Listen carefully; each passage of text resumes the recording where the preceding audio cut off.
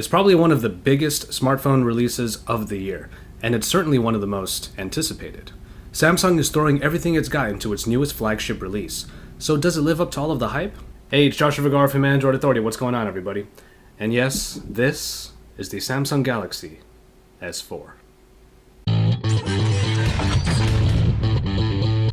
The Samsung Galaxy S4 follows up the tremendously popular Galaxy S3 and hopes to not only please those loyal to the line, but also to entice anyone who has held out until now. The design of the S4 is largely derivative of its older counterpart. Especially in the white model, you have the white bezel shrunken down to accommodate the 5-inch screen, flatter sides, and a different layout for the rear camera and speaker. Otherwise, the button layout is just about the same as it was on the S3. The back cover is still removable. You not only get access to the SD card slot and battery, but you can even buy accessory covers like the smart cover or the wireless charging cover for added functionality. But the phone continues Samsung's trend of plastic bodies and covers. It may be a material choice that is starting to get old, but nonetheless, anyone who has used a S3 in the past will feel right at home here. Let me reiterate that. The Samsung Galaxy S4 feels pretty much like its predecessor. While the general aesthetic might be getting a little played out, remember that there is so much improvement everywhere else, and yet it is actually smaller than the S3. With the same height, the S4 sheds a fraction of the S3's thickness and is even a little bit narrower. Most important here, however, is that the S4 is even lighter. Though it might only be 3 grams lighter, there is a balancing to the Galaxy S4 that makes it feel like a feather. You can definitely call that a victory in the design department, as this is the best handling 5-inch screen device out there. Shortly after receiving this unit, I was able to text, chat, browse, and play with one hand comfortably. The flat sides make the phone easy to grip with your fingers and palm. Any hand gymnastics typically needed for a 5-inch screen are at their least required when using this phone.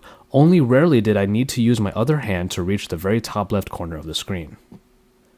Perhaps the most obvious improvement at first glance is the display. Samsung brought their Super AMOLED tech up to a 5-inch screen capable of 1080p resolution and 441 ppi. The result is one of the best displays on a smartphone, period. Not only is it easily viewable in almost any condition, it is also capable of some very steep viewing angles. The uber colorful TouchWiz UI benefits from the screen's high saturation, making colors pop out and basically punch you in the face. Reading anything on this screen is easy too, as text is incredibly sharp. Move under that screen and you'll find that the Galaxy S4 is among the fastest phones around. It has the quad-core Snapdragon 600 processor that is only currently found on about a few other devices and is a big leap from the S4 Pro. It is not the Exynos octa-core that we may have heard about, but this processor package, definitely included in North American models, is still an incredible performer. I was zipping through all elements of the UI and multitasking with no problems. A few tests in Antutu Benchmark put the Galaxy S4 right around the very impressive 25,000 mark. Epic Citadel puts the tried and true Adreno 320 performance at very high ratings, and the 2GB are available for all of your multitasking pleasure. Hardware is what the Samsung Galaxy S4 has in spades. The speaker is no front-facing boom sound, but it is quite loud and is far from tinny.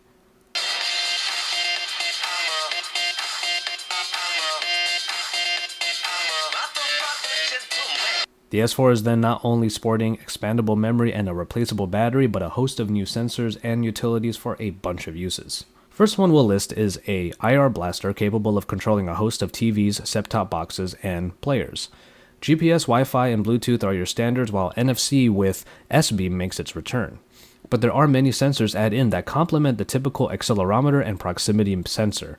You now have a barometer and a temperature gauge to check the general conditions around you, an RGB light sensor that helps adjust the color and white balance of the screen based on its detection of light, an infrared sensor for all hand and air gestures, and a hall sensor for detecting closed smart covers, and finally, a compass. What is perhaps best about these additions is that software inclusions make them all useful in one way or another, but we'll get to that soon. The battery unit included with the S4 is of a higher capacity than most 5-inch screen device offerings.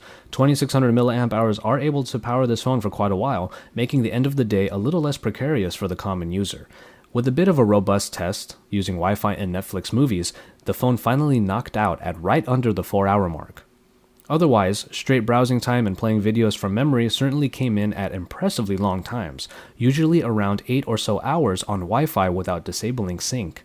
It is definitely among the longest lasting 5-inch screen devices available, and with the ability to replace the battery when it finally runs out of juice, you really shouldn't have any power issues on the Galaxy S4. Improvements on the camera start off pretty standard. 13 megapixels are what you get this time around, while the front-facing camera gets 2. Additions are all in the application itself, in which there are now a bunch of new ways to use those optics. Ones you may expect include Best Face, which takes a burst shot and allows you to replace detected faces to find the right one you need for the shot. Animated Photo, which just basically takes that burst shot and creates animated GIFs from them. Here's a quick picture of the palm out in my front yard using sound and shot. HDR, and Panorama. You are also able to use both the front and rear facing cameras in order to create a dual shot picture or video. Now the big additions take further advantage of those burst shots via Eraser Mode and Drama Shot. Eraser detects the objects that move aside from your subject and background and erases anything not meant to be in the picture. Drama Shot instead adds the moving subject on top of the stable background, creating a nice looking one-picture burst subject. Both are nice to use as long as your device and the general background are stable. Picture quality on the S4 is really quite good. Just as the S3 was considered a great performer in the 8 megapixel space, the S4 is among the best in the 13 megapixel space. You get a great deal of detail, and the color saturation is high enough to make any picture nice and vibrant. With great quality and a host of ways to take a picture, the Galaxy S4 is definitely at the top of the list of smartphone cameras. And finally, we get to the software. TouchWiz is an Android UI that you either love or hate. Personally, I've never been a big fan of its more bloated and yet uber colorful look, though the great quality of the screen certainly helps make those colors really go nuts. But this time around, with the Jelly Bean 4.2.2 powered version of Samsung's UI, I actually didn't immediately replace it with a different launcher. While that might happen eventually, I have found why it is more tolerable this time around. It's the size of the screen. High-resolution displays often run the risk of making things uncomfortably small or weirdly spaced out, but the already enlarged and bloated TouchWiz elements translate perfectly to the 1080p display. What you get is an easily accessible interface that, even with the smallest font size, is simple to navigate without having to squint or pinpoint. There are a number of new ways to get around in built-in applications. It might be a little daunting to look through all of these, but a large power widget in the notification dropdown gives you a quick glimpse.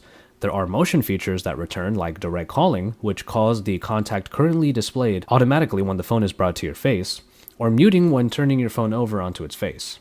A sensitive screen allows you to get around even when wearing gloves, as well as use your finger like an S Pen to get quick previews of gallery albums. I think the most practical application of this Air View is previewing your last received text. And then there are all of the different air gestures that take advantage of the motion sensor. You can jump through a web page, go to the next picture, change the music track,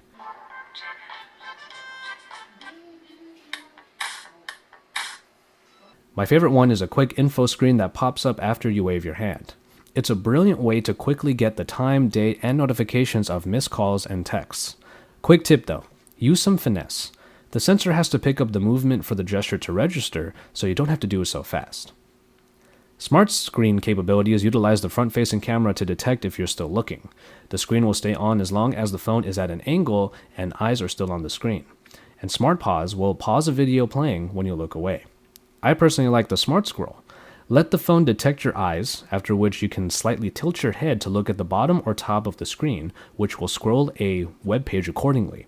You just have to take that extra second or two to allow the phone to detect your eyes. New apps included are the S Translator, which allows for voice and text translations among about a dozen different languages, Story Album, which puts your pictures together in a nice flipbook format, and Group Play, which allows you to connect to a bunch of other S4 devices to share pictures, documents, presentations, and music. While I don't have other units to demonstrate this right now, I can say it is a really cool feature, especially when you have 5 total devices put together and make every single one play one of the 5 channels of music. And finally, there's S-Health, perhaps the biggest endeavor. If you have ever used multiple diet or exercise tracking applications, Samsung has tried to consolidate them all into S-Health. You can track food from a database or from information you add in yourself, track physical activity, log weight, and even use the thermometer and barometer to check humidity and temperature of your surroundings. The gyroscope in the S4 can also be set on for tracking your steps. If your phone is in your pocket, why not put it to some work still? All of these features will be further augmented with a number of accessories you can buy, like a heart rate monitor, a wrist pedometer, and a weight scale. It's actually a nice suite of diet applications that can help anyone who gets into the habit of tracking to get into shape. To end, we have the price. The Samsung Galaxy S4 should be coming out on pretty much all major carriers, most of whom have already posted pre-orders. In America, it will be around $200 with a 2-year contract, while the uncarrier T-Mobile plan will ask for $150 upfront with $20 device payments each month for 2 years. With the Galaxy S4 slated to come out on just about any carrier, you will be able to get your hands on one no problem. Unlocked prices will likely get around the $700 US mark. And so, there you have it. I will say this, Samsung put a lot of work into making sure their S4 offers the most to its users. All of the sensors give many ways of performing tasks we've gotten used to doing with just our fingertips. Other features like group play and the camera additions are neat tricks that are fun to use once you find a time to use them. And S-Health will help anyone proactive enough to use it.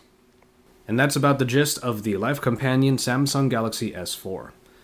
It may not be particularly revolutionary, but it does get close to perfecting what is already in place, while giving you new alternative ways of how to do them. You're given choices on how to tackle pretty much any typical task, and if you don't want to use those particular features, well, you really don't have to. But just like Samsung, the company itself, it's all there for you, and one day you just might end up trying it out serendipitously or even out of sheer boredom, and then before you know it, you've fallen in love. For all the Samsung Galaxy S4 coverage, stay tuned to Android Authority YouTube channel and keep up with AndroidAuthority.com because we're your source for all things Android.